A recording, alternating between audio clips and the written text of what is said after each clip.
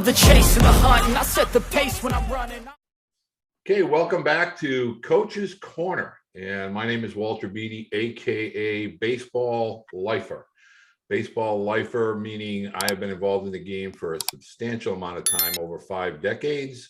And what the purpose of the channel is for parents, student athletes, college coaches. We're all talking baseball. That's our purpose. Specifically youth baseball and all things and all topics related to it. If you're new to the channel, I definitely would like you to subscribe. I'd love you to like today's video, and any and all comments, put them down below in the comments section, and I answer each question individually. So today we are joined by Jeff in Mississippi, originally from Arkansas. Thank you, Jeff, for joining us today. Oh, thank you, sir. Pleasure to be here. You're very, very welcome. So why don't you fire away with the first question you have?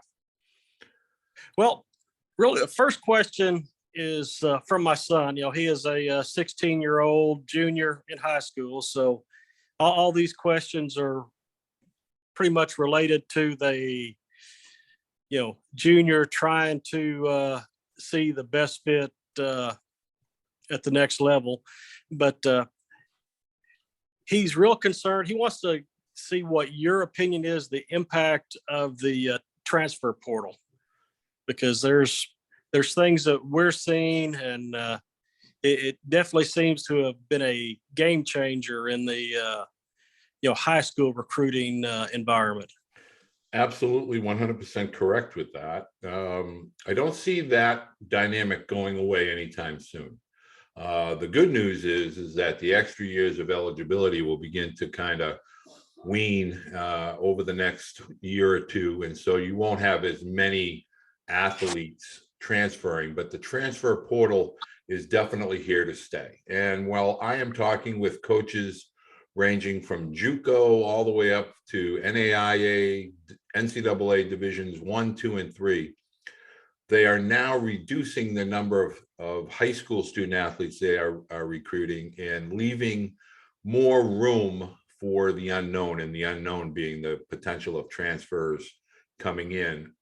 And one of the big misunderstandings here, Jeff, is that this doesn't just affect Division I, NCAA. It really has an effect across the board, and I'll tell you how.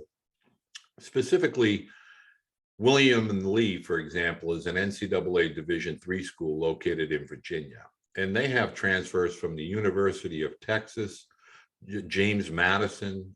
So these transfer athletes are going to have an effect up and down college baseball. They also affect JUCO, and here's how. This fall, if we look at college rosters, literally from junior college all the way up through NCAA Division I, you're seeing roster sizes in the fall in excess of 60 and sometimes 70 players. In junior colleges, a lot of families think they're immune to this, but in reality, the rosters in the fall at JUCOs are substantially large.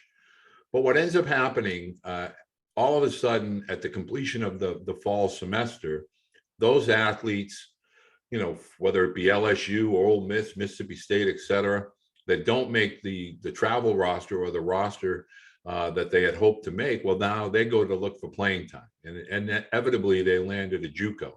So if you're a JUCO player and you had a spot in the fall, and all of a sudden 4 or 5 student athletes, land on your campus, you're now out of a roster spot, but more importantly, you're out playing time. So for your son, a couple of things that I always advise now more than ever. First of which is a postgraduate year. There's going to be substantial changes, and your son is a 24, Jeff? That is correct.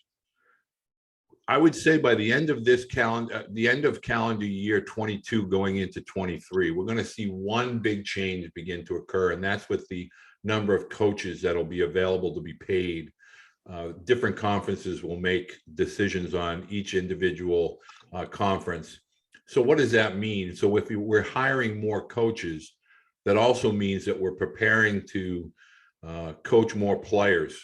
And so I believe you're going to start to see some changes within the realm of at least Division I and Division II NCAA with regard to potentially roster sizes, but also scholarships. So while all this is playing out, I'd suggest that you as a family look into a postgraduate year. They range anywhere from highly academic to all athletic. And the all athletic model would probably be similar to an IMG or something where it's baseball heavy and academic light. But that gives you the ability to maintain your 4 years of eligibility. I don't really recommend the junior college route if a student is a really polished academic student. The JUCO route is extremely crowded.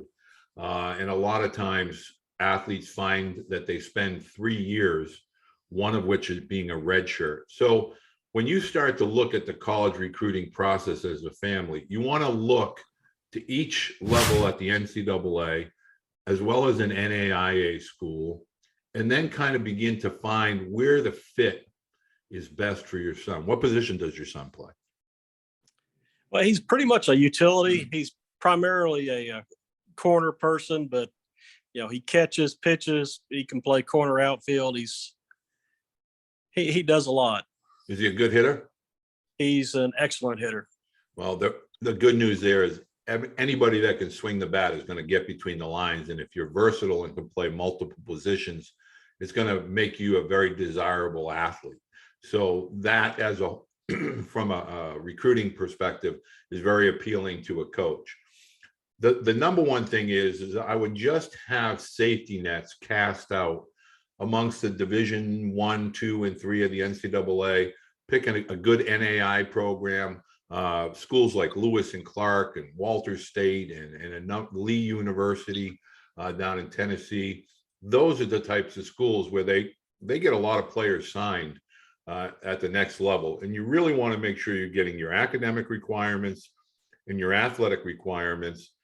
And if you're patient and you may take advantage of a redshirt year at a Division 1, 2, or 3 school, and then maintain your 4 years of eligibility, that is going to be when a lot of things begin to change and a lot of opportunities will begin to become available in that 2025 and 2026 incoming classes. So, I would look at it from the perspective of either a postgraduate opportunity or possibly a redshirt opportunity.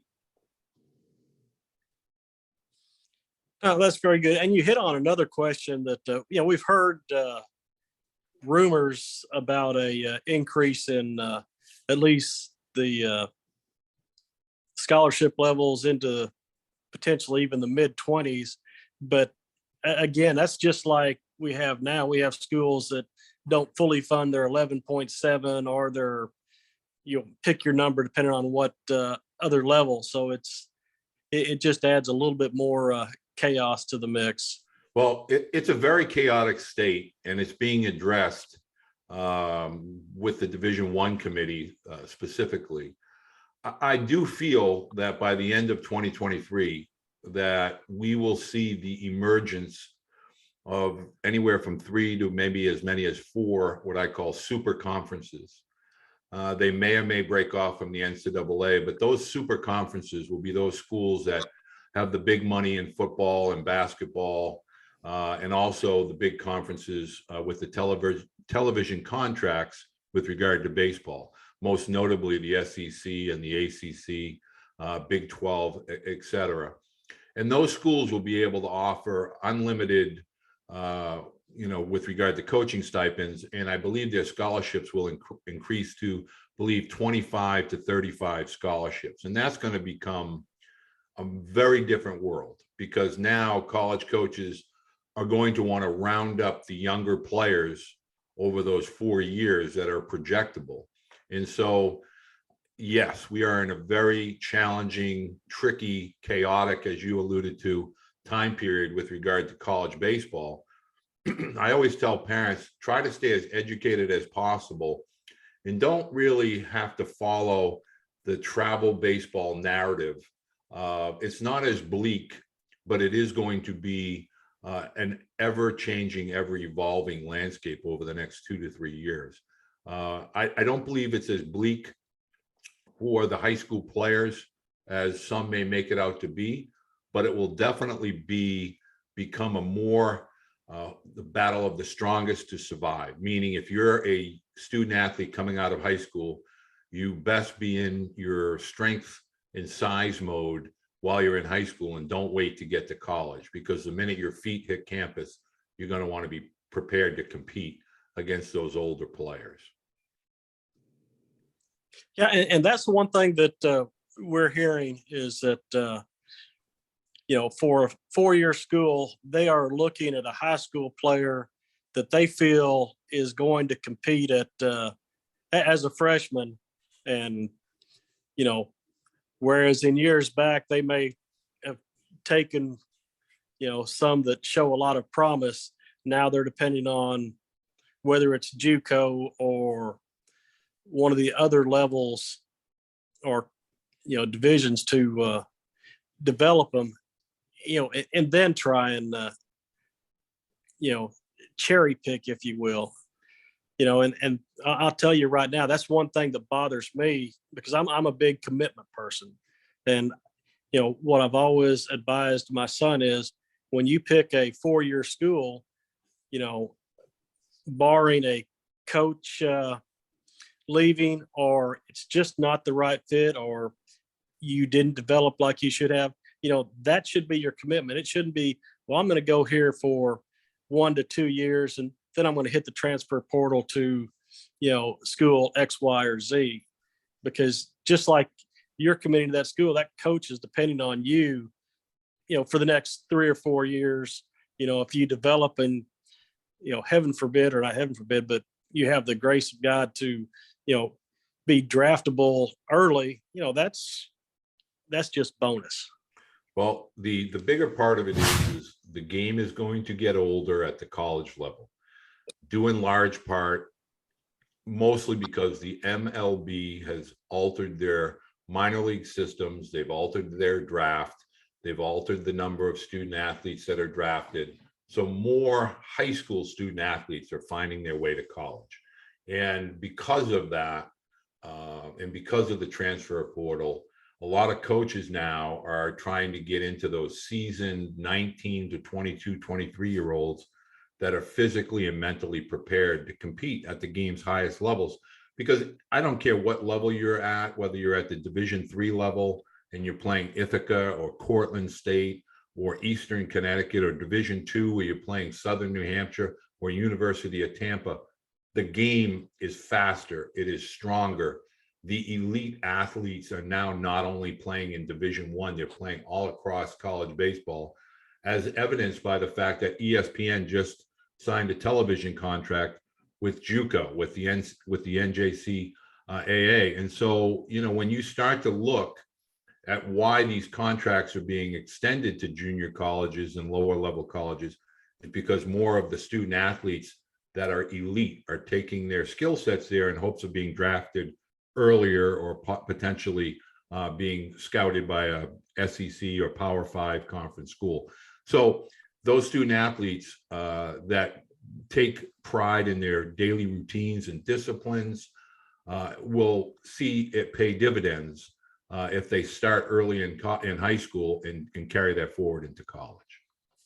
Yeah, and you can't blame the college coaches, because their livelihood depends on winning. So, it is one of those things. Well, a lot of it has to do with the television contracts, and schools, deal with alums, and alums want to see their schools successful. And so that's really, at the end of the day, one of the biggest dynamics to this whole topic.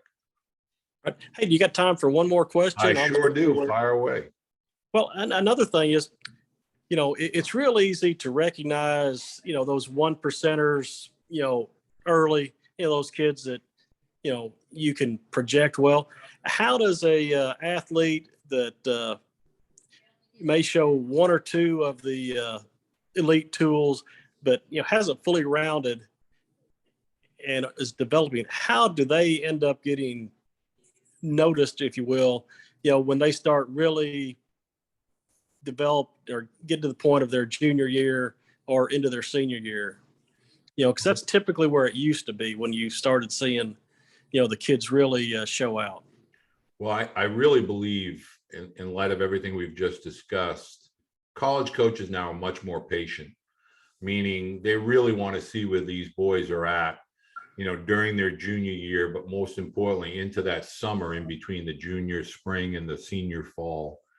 And so if you have one above average tool that is going to be noticeable, whether it's a power at the plate or throwing velocity as a pitcher, fielding skill sets, ball strike skill sets, that's going to continue to get you future looks.